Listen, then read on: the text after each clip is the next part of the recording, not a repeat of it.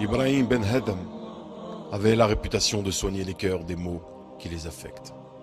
Un jour, un homme vint le consulter et lui dit « Je suis un pécheur invétéré.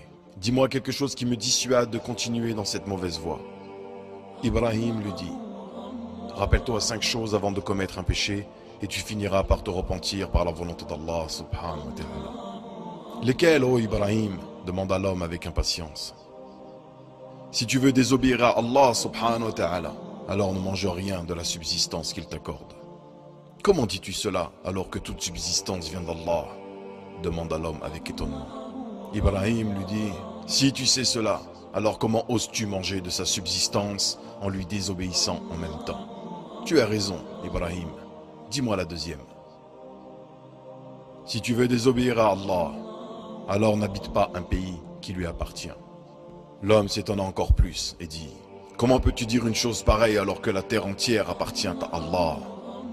Si tu es conscient de cette réalité, dit Ibrahim, trouves-tu convenable d'habiter son pays et de lui désobéir en même temps?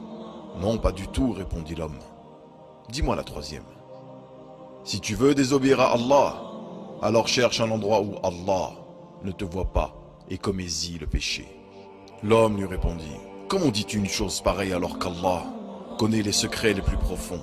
Il entend marcher la fourmi sur la pierre lisse et la voit dans l'obscurité de la nuit. Ibrahim lui dit, tu sais tout cela et pourtant tu te permets de lui désobéir. L'homme répondit, dis-moi la quatrième. Si l'ange de la mort, Malik al-Mout alayhi salam, vient saisir ton âme, alors demande-lui de t'accorder un délai. L'homme répondit, c'est impossible puisqu'Allah a dit وَلِكُلِّ أُمَّةٍ أَجَلٌ فَإِذَا جَاءَ أَجَلُهُمْ لَا يَسْتَأْخِرُونَ سَاعَةً وَلَا يَسْتَقْدِمُونَ. Si tu es conscient d'une telle vérité, comment espères-tu le salut alors que tu continues de lui désobéir?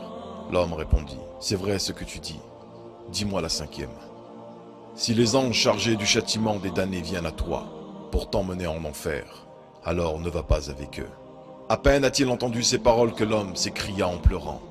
Cela suffit, ô Ibrahim, je demande pardon à Allah et je me repens près de lui. Il ne cessa depuis d'adorer Allah jusqu'à sa mort. Wa as-salam ala mani taba'a al-huda.